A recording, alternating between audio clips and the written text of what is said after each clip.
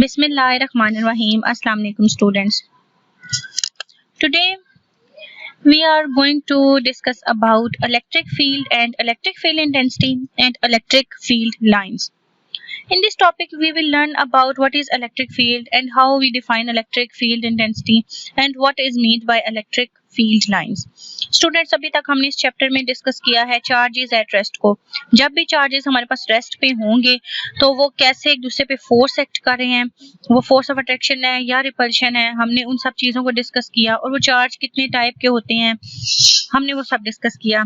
In the last lecture of Coulomb's law हमने ये discuss किया कि अगर फोर्स हमारे पास जो दोनों चार्ज एक दूसरे पे लगा रहे हैं वो उनके प्रोडक्ट के डायरेक्टली प्रोपोर्शन है और उनके दरमियान जो डिस्टेंस है उसके स्केयर के इनवर्सली प्रोपोर्शन है। जैसे अगर चार्जेस एक दूसरे से दूर जाएंगे उस फोर्स का इन्फ्लुएंस कम हो जाएगा और अगर करीब आएंगे तो फोर्स का इन्फ्लुएंस ज्यादा हो जाएगा। अब हम ये डिस्कस करेंगे कि इलेक्ट्रिक फील्ड क्या है, इलेक्ट्रिक फील्ड का क्या मतलब है और इलेक्ट्रिक फील्ड इंटेंसिटी क्या होती है, एंड फर्दर हम डिस्कस करेंगे कि इलेक्ट्रिक फील्ड लाइंस क्या होती हैं। ओके, सो इलेक्ट्रिक फील्ड हमारे पास क्या है कि हमारे पास वो स्पेस है अराउंड इलेक्ट्रिकल चार्ज। अगर हम इजी वर्डिंग में बात करें तो एक चार्ज के अराउंड जो स्पेस है वो क्या कहलाती है, उसकी फील्ड कहलाती है।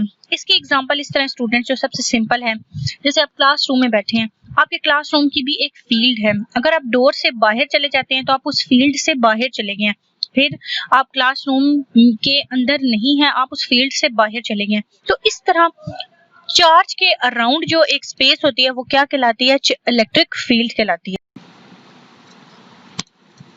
Just like a gravitational field is a space around a mass. ये बिल्कुल उसी तरह है जिस तरह ग्रेविटेशनल फील्ड हमारे पास होती है अराउंड द मैस, उसी तरह हमारे पास ये इलेक्ट्रिक फील्ड है अराउंड इलेक्ट्रिकल चार्ज। ओके, अब हम प्रॉपर्ली डिफाइन कर लेते हैं कि इलेक्ट्रिक फील्ड होती क्या है। तो इलेक्ट्रिक फील्ड हमारे पास क्या है, वो रीजन है around a charge in which it exert electrostatic force on other charges. मतलब हमारे पास एक इतनी फील्ड, इतना एरिया वो जहाँ पे एक चार्ज हमारे पास वो किसी दूसरे चार्ज के ऊपर इलेक्ट्रोस्टैटिक फोर्स एक्सर्ट कर सकता है, वो उसकी फील्ड कहलाती है इलेक्ट्रिक फील्ड। अब जैसे अगर हम मैग्नेट की बात करें तो हम बचपन में मैग्नेट्स के साथ खेलते हैं। बाज़ औक़ात ऐसा होता है कि मैग्नेट एकदम एक दूसरे को अट्रैक्ट कर लेते हैं और बाज़ औक़ात वो एक दूसरे को रिपेल कर देते हैं। वो इसलिए होता है कि जब सेम साइड एक दूसरे के सामने आती हैं तो वो रिपेल करती हैं, लेकिन ऑपोजिट साइड्स जब सामने आती हैं, ऑपोजिट पोल्स आते हैं तो वो एक दूसरे को अट्रैक्ट करते हैं। अब हमने देखा कि हम जब उसको रखते हैं फ्लोर पे, दूसरे मैग्नेट को आहिस्ता आहिस्ता करके करीब लाते हैं तो एक टाइम आता है वो जल्दी से अट्रैक्ट हो जाता है। तो जहां तक जिस आखिरी पॉइंट तक हम उसको रखें और वो फौरन से आके अट्रैक्ट हो जाए, उतनी फील्ड मैग्नेट की फील्ड कहलाती है। और जैसे हम मैग्नेट को उस फील्ड से थोड़ा सा दूर करके रखते हैं, फिर वो ना तो एक दूसरे को अट्रैक्ट करते हैं ना ही वो एक दूसरे को रिपेल करते हैं। इसी तरह हमारे पास इलेक्ट्रिक फील्ड है कि हमारे पास अगर हम एक चार्ज को फील्ड में प्लेस कर दें और उसके अराउंड हम कुछ एरिया के अराउंड हम एक चार्ज ला के रख दें, तो जिस पॉइंट तक वो उसके ऊपर फोर्स एक्सर्ट करेगा उतना एरिया या उतना रीजन वो क्या कहलाएगी, उस चार्ज की फील्ड कहलाएगी, जिसको हम इलेक्ट्रिक फील्ड कहते हैं। अब इलेक्ट्रिक फील्ड भी हमारे पास एक फील्ड फोर्स है, क्योंकि इसमें कांटेक्ट होना ज़रूरी नहीं है दो चार्जेस के दरमियान।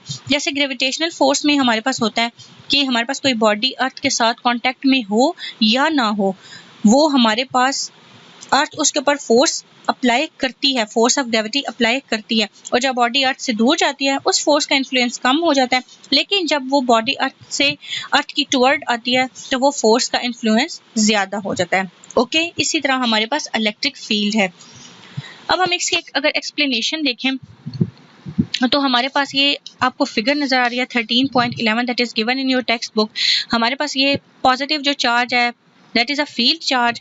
अगर हम इस फील्ड चार्ज के करीब एक टेस्ट चार्ज को लेके आएंगे तो क्या होगा, जब हम लाएंगे तो हम देखेंगे कि ये जो चार्ज है, ये फील्ड चार्ज है, ये उस टेस्ट चार्ज पे क्या करेगा, फोर्स अप्लाई करेगा। अब क्या डिफरेंस है फील्ड चार्ज और टेस्ट चार्ज में। अब जो हमारे पास वो चार्ज जिसकी वजह से इलेक्ट्रिक फील्ड है स्पेस में इज कॉल्ड फील्ड चार्ज। मतलब हमने एक चार्ज जो ला के रखा और उस चार्ज की वजह से अराउंड जो इलेक्ट्रिक फील्ड प्रोड्यूस होना शुरू होगी या उसके कुछ एरिया तक उसका इन्फ्लुएंस होना शुरू हो गया, वो चार्ज कहलाता है फील्ड चार्ज। और एक टेस्ट चार्ज जो है वो एक पॉजिटिव चार्ज होता है इसका बहुत ही स्मॉल मैग्नीट्यूड होता है जो हमें डायरेक्शन दे देता है और स्ट्रेंथ दे देता है इलेक्ट्रिक फील्ड की in space without influencing the electric field. ये इलेक्ट्रिक फील्ड पे कोई भी इन्फ्लुएंस किए बगैर, कुछ भी असर डाले बगैर हमें स्ट्रेंथ बता देता है और हमें डायरेक्शन बता देता है इलेक्ट्रिक फील्ड की। ओके, अब क्या होता है हमारे पास कि जब हमने इस टेस्ट चार्ज को फील्ड चार्ज के करीब ला के रखा तो हमने देखा कि इस चार्ज ने, फील्ड चार्ज ने टेस्ट चार्ज के ऊपर फोर्स अप्लाई की और इस फोर्स की वैल्यू किस चीज़ पे डिपेंड करेगी? Distance between two charges. इन दोनों चार्जेस के दरमियान कितना डिस्टेंस है। अब जितना जैसे जैसे डिस्टेंस इंक्रीज होता जाएगा फोर्स का जो इन्फ्लुएंस है वो कम होता जाएगा और एक टाइम ऐसा आएगा कि चार्ज को हम इतना ज़्यादा दूर कर देंगे कि उसके ऊपर फोर्स का इफेक्ट बिल्कुल ज़ीरो हो जाएगा। उसका क्या मतलब है कि वो इस रीजन से बिल्कुल आउट हो गया, वो आउट ऑफ फील्ड हो गया। अब फॉर एग्जांपल ये जो पॉजिटिव चार्ज है ये सिर्फ यहाँ तक फोर्स अप्लाई कर सकता है। अगर इस समय एक पॉइंट भी आगे करके चार्ज को प्लेस कर दूं, मतलब इतना डिस्टेंस कर दूं, तो उस पर कोई इफेक्ट नहीं होगा फोर्स का। ओके, सो यहाँ से हमें क्या पता चलता है कि इलेक्ट्रिक फील्ड हमारे पास वही रीजन है जहाँ तक एक चार्ज दूसरे चार्ज पे इलेक्ट्रोस्टैटिक फोर्स लगा सकता है और उसके ऊपर ये फोर्स अट्रैक्टिव भी हो सकती है और ये फोर्स रिपल्सिव भी हो सकती है। Okay, so it is called electric field. Now students, we will discuss what is mean by electric field intensity. Electric field intensity क्या है? The strength of electric field at any point in space is known as electric field intensity. अभी हमने electric field को discuss किया, तो उस electric field की किसी भी पॉइंट पे अगर हमने स्ट्रेंथ देखनी है या जो उसकी स्ट्रेंथ है किसी भी पॉइंट पे in the space is called electric field intensity. वो उस इलेक्ट्रिक फील्ड की इंटेंसिटी कहलाती है जिसको हम शिद्दत कहते हैं। मतलब किस पॉइंट पे, किसी भी पॉइंट पे एक चार्ज दूसरे चार्ज पे कितनी फोर्स इन्फ्लुएंस कर रहा है, कितना उनके दरमियान इंटरेक्शन किस तरह का हो रहा है, ये क्या कहलाता है? ये उस फील्ड की स्ट्रेंथ होती है जिसको हम कहते हैं इलेक्ट्रिक फील्ड इंटेंसिटी। ओके, जैसे हमारे पास ये फिगर गिवन है, अब अगर हमने फाइंड करनी है इलेक्ट्रिक फील्ड इंटेंसिटी किसी पॉइंट पे, तो हम क्या करेंगे? इन द फील्ड, ये जो हमारे पास फील्ड चार्ज है, इस फील्ड के अराउंड अगर हमने किसी पॉइंट पे इलेक्ट्रिक फील्ड इंटेंसिटी को फाइंड करना है तो हम कैसे फाइंड करेंगे? हम उस चार्ज को उस पॉइंट पे प्लेस कर देंगे जिस पॉइंट पे हम फाइंड करना चाहते हैं। फॉर एग्जांपल हम इसी पॉइंट पे फाइंड करना चाहते हैं कि कितनी वहाँ पे इलेक्ट्रिक इंटेंसिटी है, तो फिर हम उसको उसी पॉइंट पे प्लेस कर देंगे और फिर अगर उसके ऊपर एक्ट करने वाली फोर्स को हम F से डिनोट करें और उस चार्ज को, वो चार्ज Q नॉट है, तो इलेक्ट्रिक फील्ड इंटेंसिटी जो है is given by this formula that E is equal to F by Q। इसको हम ये भी कह सकते हैं फोर्स पर यूनिट चार्ज, कि एक चार्ज पे कितनी फोर्स लग रही है, उस फोर्स की कितनी शिद्दत है जिस पॉइंट पे हम फाइंड करना चाहते हैं, इस पॉइंट पे कितनी फोर्स की शिद्दत है उस चार्ज पे लग रही है जो, वो हमारे पास कहलाती है इलेक्ट्रिक फील्ड इंटेंसिटी। ओके, अब अगर हम इसका SI यूनिट देखना चाहें तो आपको पता है कि फोर्स का यूनिट क्या होता है? न्यूटन, एंड चार्ज का यूनिट है coulomb.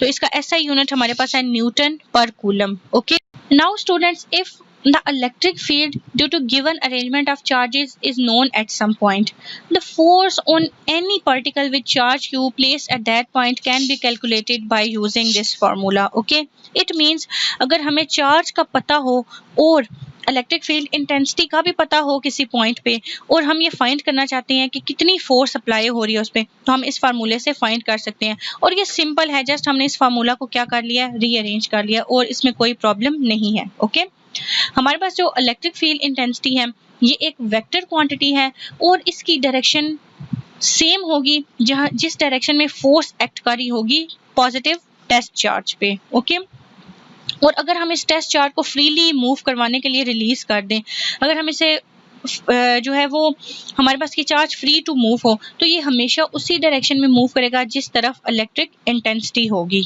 Okay, This is all about electric field intensity. Now we will discuss what is electric field lines. अब electric field lines क्या होती हैं और ये किसने हमें बताया electric field lines के बारे में? तो हमें सबसे पहले इंट्रोड्यूस करवाया माइकल फैराडे ने अबाउट इलेक्ट्रिक फील्ड लाइंस, क्योंकि हमने इलेक्ट्रिक फील्ड को डिस्कस किया कि वो क्या है और इलेक्ट्रिक फील्ड इंटेंसिटी को भी देखा। अब हम देखेंगे कि ये जो इलेक्ट्रिक फील्ड लाइंस हैं इनका क्या मतलब है, ये हमें क्या बताती हैं, क्यों हम इनको डिस्कस कर रहे हैं। सो ये हमारे पास जो है इलेक्ट्रिक फील्ड लाइंस ये क्या करती हैं, the direction of electric field intensity in an electric field can also be represented by drawing lines. अब ये जो हमारे पास इलेक्ट्रिक फील्ड इंटेंसिटी की डायरेक्शन होती है ना किसी भी इलेक्ट्रिक फील्ड में, उसको हम लाइंस को ड्रॉ करके भी रिप्रेजेंट कर सकते हैं। जैसे स्टूडेंट्स हमने वेक्टर्स के बारे में देखा कि उनको हेड टू टेल रूल है जिसके अकॉर्डिंग हम वेक्टर्स के बारे में बताते हैं या फोर्स को कैसे ऐड करते हैं। इस तरह अगर हमने डायरेक्शन बतानी है इलेक्ट्रिक फील्ड इंटेंसिटी की एक इलेक्ट्रिक फील्ड के अंदर, तो हम लाइंस के थ्रू ड्रॉ करके हम बता सकते हैं, और ये लाइंस हमारे पास क्या कहलाती हैं, इलेक्ट्रिक लाइंस ऑफ फोर्स या इलेक्ट्रिक फील्ड लाइंस। ओके, अब इन लाइंस की कुछ प्रॉपर्टीज हैं, मतलब हमें कैसे पता चले कि किस चार्ज के लिए हमने कौन सी लाइन ड्रॉ करनी है या किस तरफ डायरेक्शन होगी।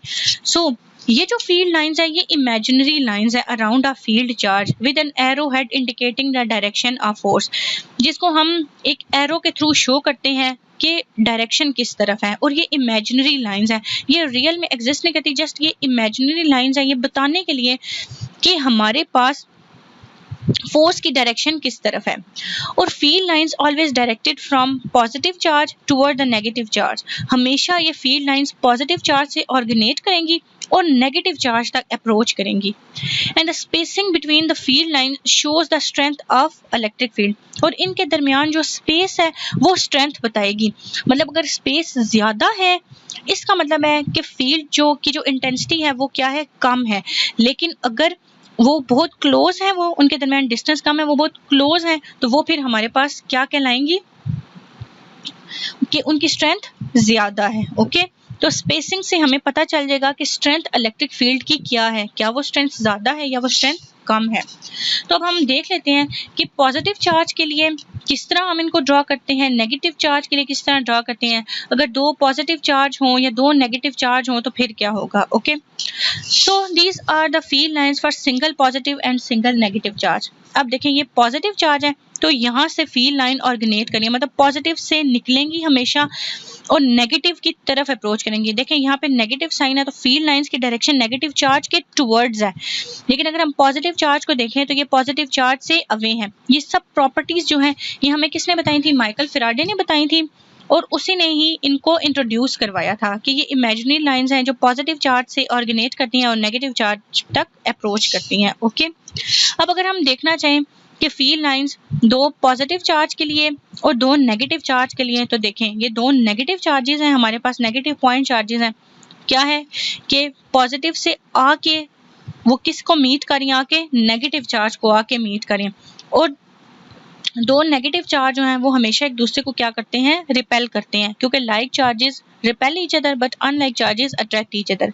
लेकिन अगर हम यहाँ पे देखें फील्ड लाइंस जो दो इक्वल पॉजिटिव चार्जेस के लिए हैं, पॉजिटिव पॉइंट चार्जेस के लिए, तो वहां से फील्ड लाइंस बाहर की तरफ जा रही है, मतलब वहां से एरो आउटवर्ड है और यहाँ पे एरो क्या है, इनवर्ड है। अब हम देख लेते हैं अगर एक पॉजिटिव चार्ज हो और एक नेगेटिव चार्ज हो तो फिर क्या होगा। अब यहाँ पे एक पॉजिटिव चार्ज है और एक नेगेटिव चार्ज है, two opposite and equal point charges है, मतलब इनका मैग्नीट्यूड इक्वल है। अगर पॉजिटिव चार्ज हमारे पास 2 कूलम का है तो नेगेटिव चार्ज भी 2 कूलम का है। तो अगर हम यहाँ पे फील्ड लाइंस देखना चाहें तो वो देखें पॉजिटिव से एरो जा रहा है और किस तरफ जा रहा है, नेगेटिव चार्ज की तरफ जा रहा है। मतलब ये फील्ड लाइंस की स्ट्रेंथ जो है वो पॉजिटिव से ऑर्गेनेट कर रही हैं और नेगेटिव पे क्या कर रही हैं, अप्रोच कर रही हैं। ओके स्टूडेंट्स, हमने सेपरेटली देखा कि कैसे फील्ड लाइंस हम दो positive single negative positive charge के लिए ड्रॉ कर रहे हैं, कैसे हम दो नेगेटिव के लिए दो पॉजिटिव चार्ज के लिए ड्रॉ कर रहे हैं। तो हम अगेन समराइज कर लेते हैं कि जब हमारे पास दो इक्वल एंड ऑपोजिट चार्जेस हैं, equal and opposite mean positive and negative charge, तो उनमें क्या हो रही है, अट्रैक्शन हो रही है। Means electric field line positive से ऑर्गेनेट हुई और नेगेटिव पे अप्रोच की, यहाँ पे अट्रैक्शन हुई। लेकिन बाकी दोनों केसेस में चाहे दो नेगेटिव चार्ज हो या दो पॉजिटिव चार्ज हो तो उनमें हमारे पास कौन सी फोर्स है, रिपल्शन है। Okay, so students, this is all about the electric field lines. So you have to remember the whole topics carefully and you have to do the exercise question 13.9 and 13.10 because these two questions are related to today's topic. And in the case of any query, you can ask me anytime. So, thank you. Allah Hafiz and stay safe.